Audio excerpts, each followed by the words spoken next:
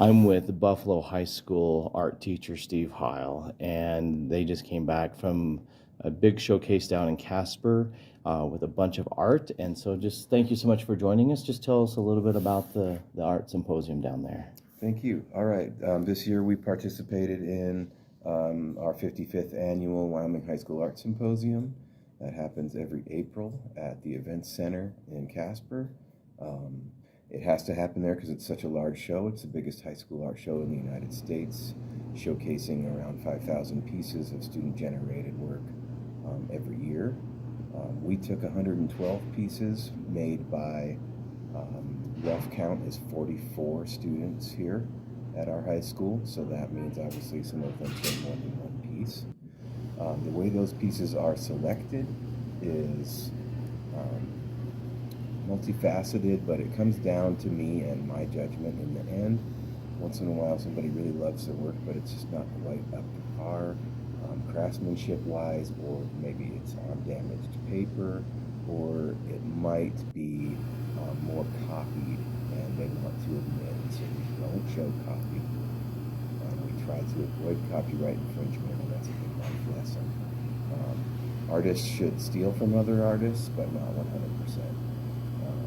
Come up with your own subject matter. Be inspired by how they do it, but don't take their work and say it's yours. So in the end, selecting the work, it's easier than it sounds when you focus on craftsmanship and originality. Those are the two big rocks. And if they meet both of those requirements, then the work almost always goes. It's pretty impressive, though, that and the amount of pieces that got to go down there. And I don't have no idea about previous years or anything like that, but just focusing on this event, I mean, you're inspiring your students to newer heights, and it's pretty amazing what you're doing with your students and what they're actually accomplishing as well. Thank you. Yeah. So how do you I guess get them inspired? I guess maybe that's the question that I'm trying to lean at for that. The main way is to, of course, show them that there's a much larger world out there.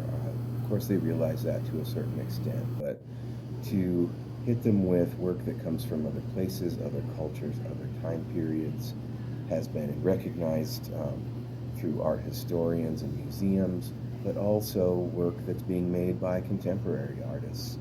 One of my favorite websites to show kids is called This Is Colossal.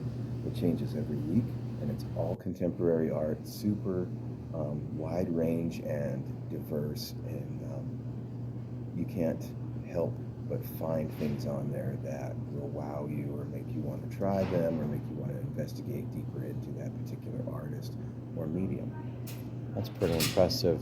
So maybe the last question for now, maybe for students in the middle school or younger, or even for a student like me, that I'm not very artistic in nature, not a bone in my body really, but maybe I'm interested maybe in improving my craft, or even just trying to dabble in it. What recommendations or advice would you give to younger students or even older students like myself? I think it's important to jump in and take a risk. When it comes to creativity, if you sit around and second guess yourself and wonder if it's going to work, you kind of get in your own way.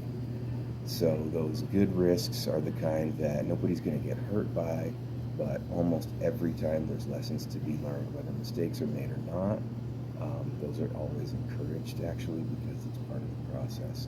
You make a mistake, you problem solve what happened, what can I do differently, or if you do something by mistake and think it's awesome, well, back it up and try to figure out how you did that so you can recreate it. That's perfect. Well, thank you so much for your time today. Thank you.